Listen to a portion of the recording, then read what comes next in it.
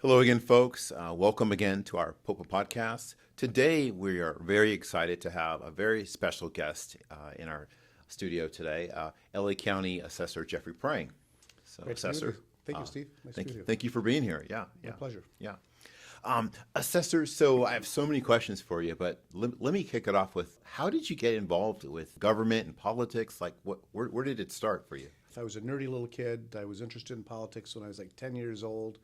And I went to school at Michigan State University. I actually ran for city council in my hometown of Warren, Michigan, between my junior year and senior year in college. Moved to California after that, and actually my very first government job was working for LA County, working for the assessor back in 1992. So with regard to the sheriff's department, I know that you deeply involved in multiple capacities. Can you talk a little bit about that? Sure. My first real interaction with the Sheriff's Department was when I was elected to the West Hollywood City Council in 1997. Obviously, West Hollywood is one of the larger contracts with the Sheriff's Department. I actually got involved in the campaign for sheriff in 1998 in supporting Lee Baca, who, after he was elected in early 1999, he hired me as a special assistant doing government and community affairs in his administration. And I worked for the Sheriff's Department full-time from 1999 until 2008. But my relationship didn't end there. I left the Sheriff's Department at that point. I was hired as the assistant city manager in Pico Rivera. I have been an employee. I've been a policymaker with the department as a vendor, and I've been an administrator. So I've hit the department on a number of different angles. And during my tenure on the city council, I was president of the California Contract Cities Association, which, as you know, was created for cities that contract with the Sheriff's Department. And so with regard to your knowledge of public safety, you kind of know what you're talking about. I mean, from that perspective. I certainly don't know as much as law enforcement professionals, but I've been in and around law enforcement professionals most of my adult life. So I know the language, I know the policies, I know the issues and the challenges. Yeah, and here at POPA, especially as president, I deal with or work with lots of elected who oftentimes don't have that depth of understanding of what we do, and it impacts things. So it really matters, and so thank you for all that you've done in support of what we do. I guess I wanted to segue to my next question.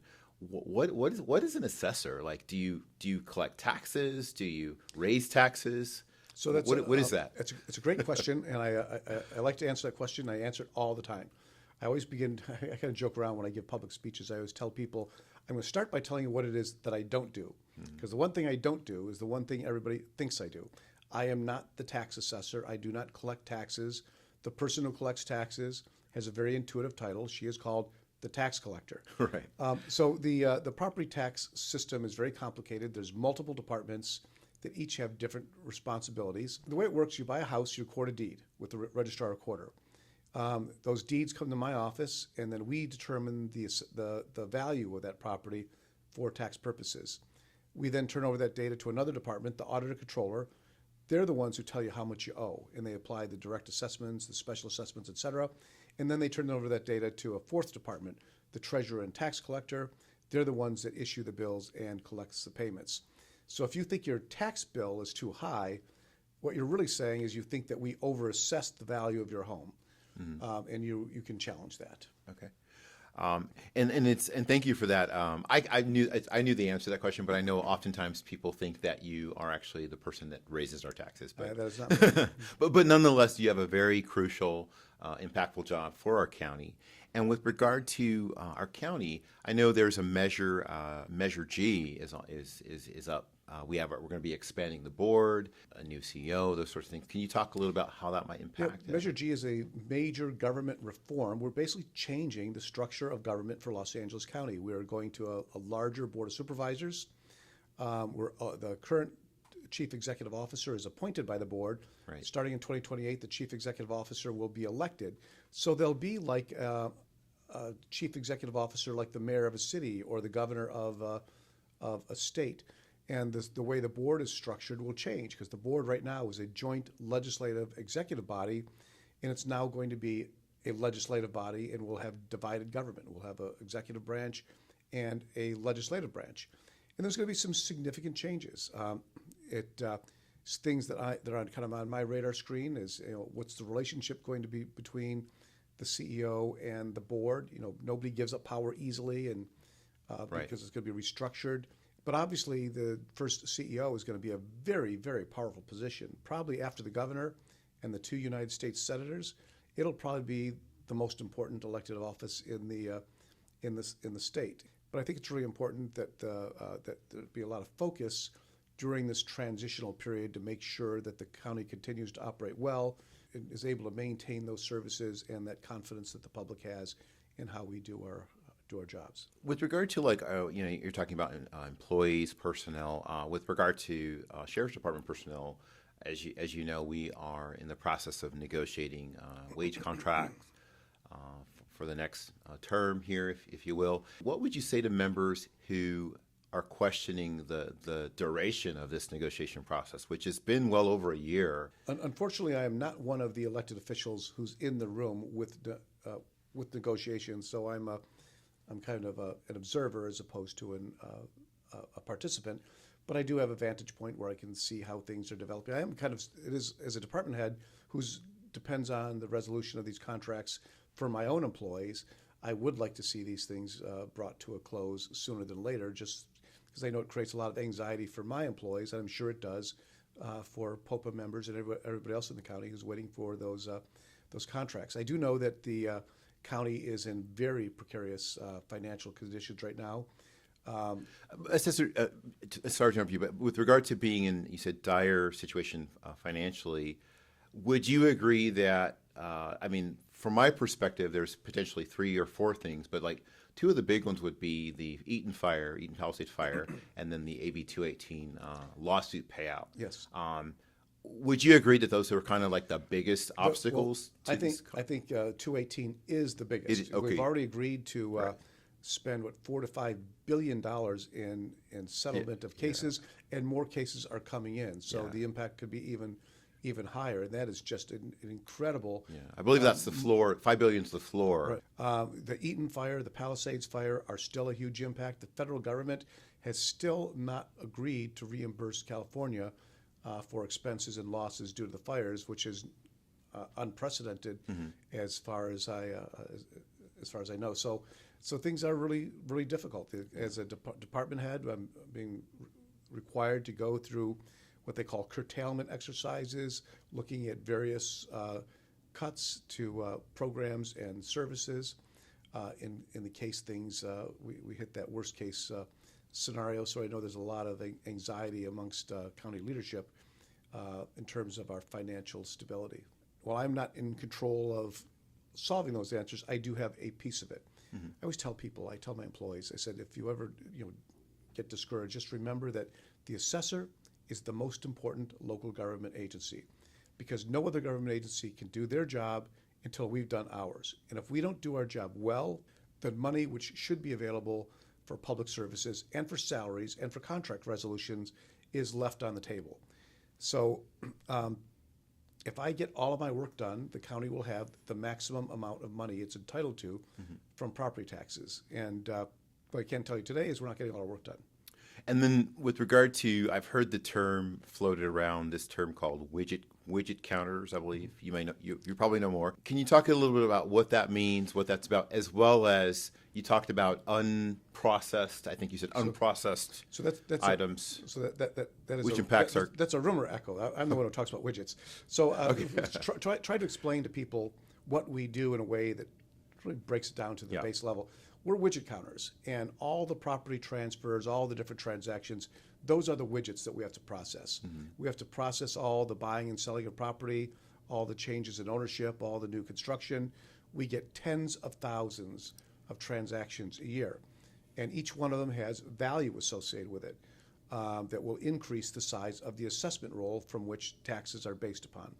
So if I get all that work done in our 12-month fiscal year, then we will generate the maximum amount of property taxes that is available to us. Right. We don't do that right now because, like the Sheriff's Department doesn't have enough deputies to patrol as effectively as we need, I don't have enough appraisers and support staff to process all the transactions that occur every So year. you're short-staffed as well, and that Yes, impacts what's collected and gathered. Precisely. Right, So, I see. for example, we just closed our annual fiscal year. There were about 120,000 permits for new construction that were pulled in 2025 for ADUs, for pool installations, for home remodels, whatever the case may be. The total value of those 120,000 permits is probably more than $50 billion in assessed Wow. value, Okay. which means about $500 million in property taxes that are not in this year's county budget or this year's school budgets or municipal budgets. So if I had ample resources in order to process all of that, we'd have a pretty sizable increase in our budget this year. I know this is your fourth term. You will be going into your fourth term That's right. as a Los Angeles County Assessor. Congratulations for that. Thank you very much. And so, what insights could you give for the future? I know, we have World Cup, Super Bowl, Olympics are not that far away. Any insights about what impacts that would have? Well, those are from your perspective. Well, all those things are going to have a big impact on local government, LA Okay. County, LA City, Yeah. other jurisdictions as well. For example, the Olympics, depending on how well they structure that, what type of sponsorships they get. If it's not a well-funded organization like the 1984 Olympics, then the responsibility falls on local government to pay for that. Let me ask you kind of more directly. Do you think that we are, on a scale of 1 to 10, how prepared do you think we are moving forward into these, and not just the Olympics, but everything coming in the next 2-3 years? How are we faring in your opinion? I'm not close enough to the decision makers in all those different entities to Okay. give an informed opinion. I will say that just as a citizen who's concerned about those, I would like more information to make me feel better that everything that needs to be done is being planned for. Okay. That's a fair response. Sorry to put you on the spot. And then, Assessor, just kind of as we close out, just on a side note, you're a super busy guy. I see you out there all the time. What do you do to just maintain your sanity with all that's going on? Like, what do you do? Let me ask you this, that question, but also, what's something that most people don't know about you? What That do they'd they- be surprised, yeah. So 2 questions. So I played trombone in the Michigan State University Marching Band when I was in college. Okay. As a hobby for about 25 years, I've been really into doing family history research and genealogy. Traced my lineage back to kings of England in Wow. one or two cases. I think we lost all of our castles and Right. jewels and gems since then. But Right. I spend most of my time, my occupation and my hobby are the same thing. And I find the challenge of educating people about who we are, how we are helpful to them, and how we can provide services to make people's lives a little bit better, to be extremely rewarding. And I did want to offer 2 tips for viewers. So if you live in California and you own a home, you are entitled to a property tax savings program called the homeowner's exemption. It saves you a little bit of money annually on your property tax bill. But we estimate in LA County, half the people who own homes who qualify for this don't sign up for it because they don't know about it.